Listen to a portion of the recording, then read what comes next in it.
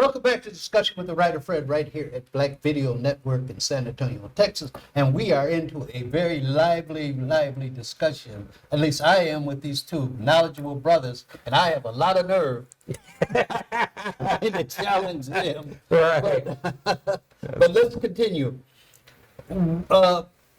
This man, Dalton, claims that Jews established major falsehoods which work to benefit them.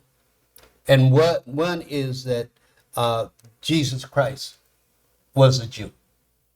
How do you brothers respond to that? You know, it's very difficult. And again, I would say that it's almost impossible to challenge someone's belief about something. If they believe that Jesus was a Jew, so be it.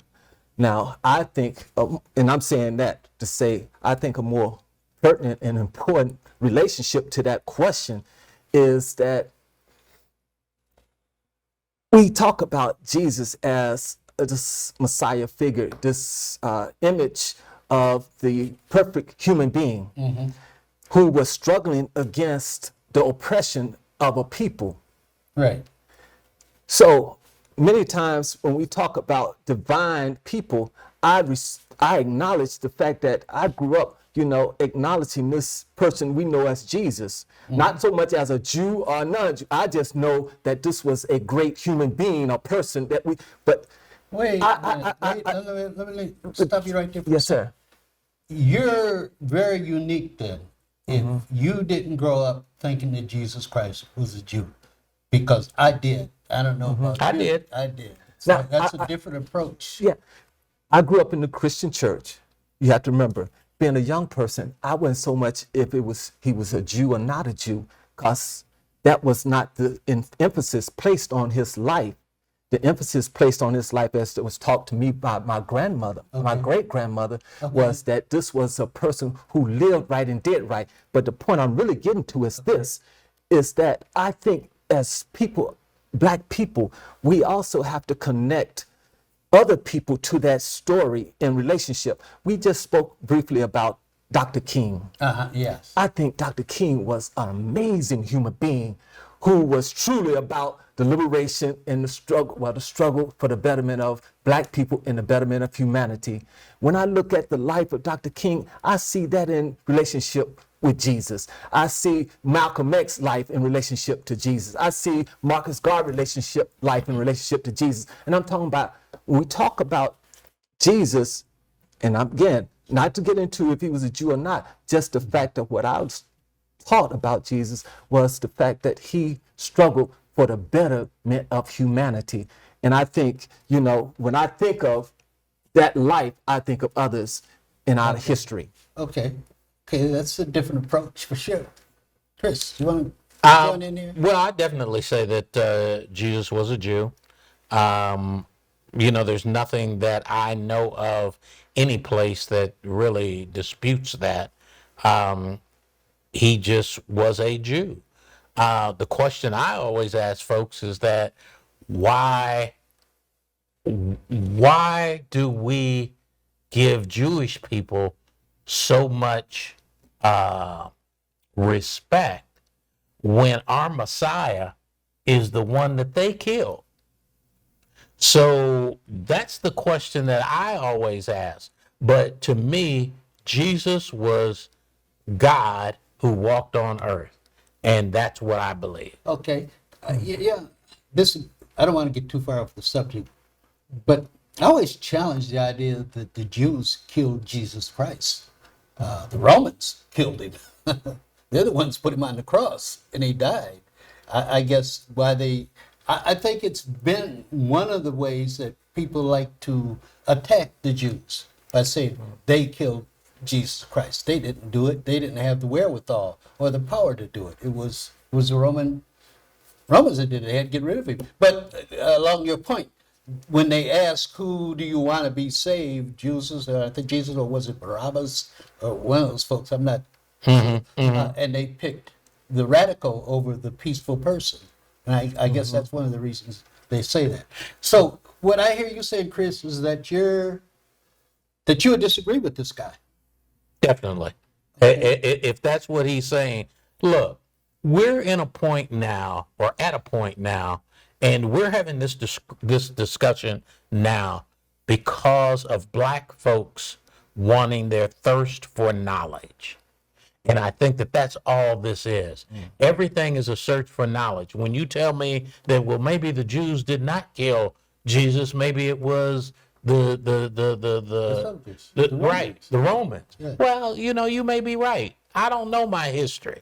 I'm trying to learn my history as we go. And when I turn to he wants to tell me one thing, but then I turn over to you and you tell me something different. So what I've got to do is look at these books and do my own research and find out what I believe. Okay.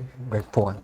What are the bases? I mean, why do you put so much credibility in these books?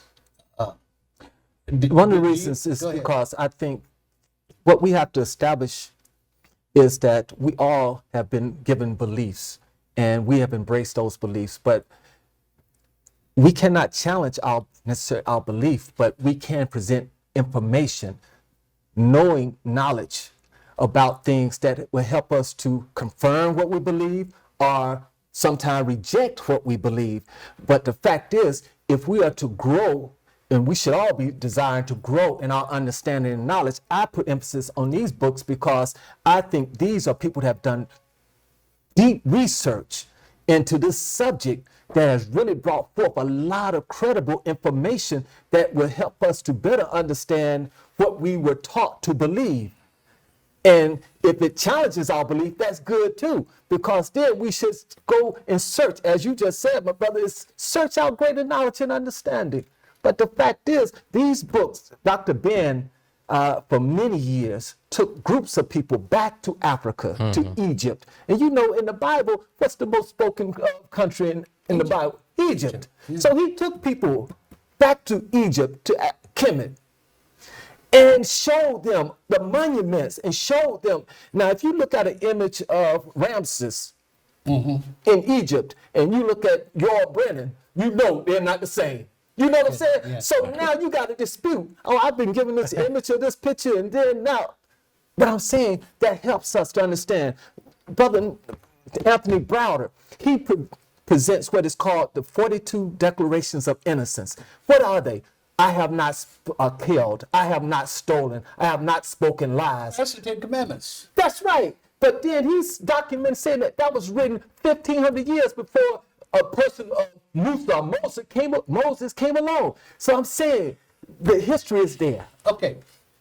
According to the Bible, Yes, sir. God gave Moses the Ten Commandments. He did not give him 42.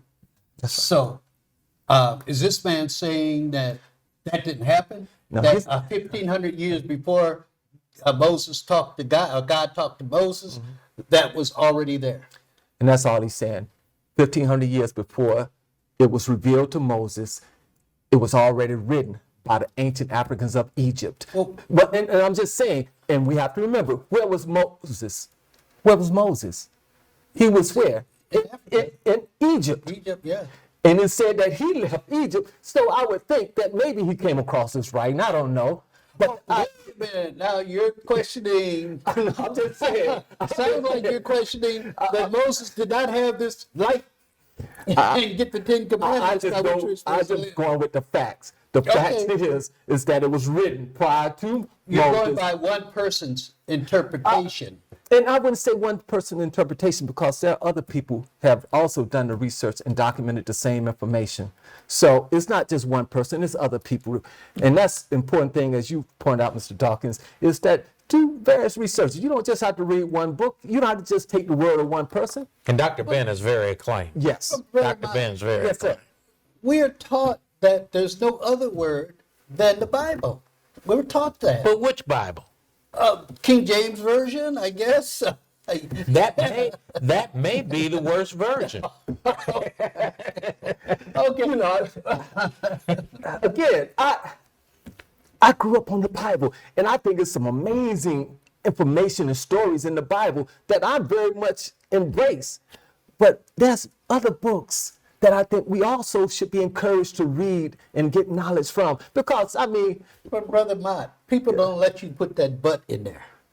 You say the Bible is amazing, Okay. but there's other books that people would say no. The preachers would tell you, preachers right here in San Antonio would tell you there's no but. There's only one book, and that's the Bible. okay, maybe let's look at it from this perspective then. What's the Bible is a sacred text, right? Let's say it's a sacred Okay. text. What's the sacred text for the Muslims? The Quran. The Quran. Now, for traditional people, now people may not be familiar with the Husia is a sacred text that's come out of ancient Africa, or the Odu Ifa. Okay. So I'm saying there's other books, and I'm not saying you have to read one book. I did a study one time, Mr. William, and I read the Husia and the Odu Ifa, and I read out of the Quran and out of the Bible, and I found all of them talked about telling the truth. All of them talked Right. about being just and right. Right, All of them said we should live in harmony with each other. Right. I'm I saying agree. the principles were the same in all the books. Right. So it's just depending on what book you find the principle. That works for you. Yes. Yeah. Okay, we're going to take another break here, and then we're going to do our third segment. And I want to talk about this thing that or what he put in there about Jews owning everything, and especially the slave part. Okay, we're going to take a break. We'll be right back with discussions with the writer Fred right here, Black Video Network.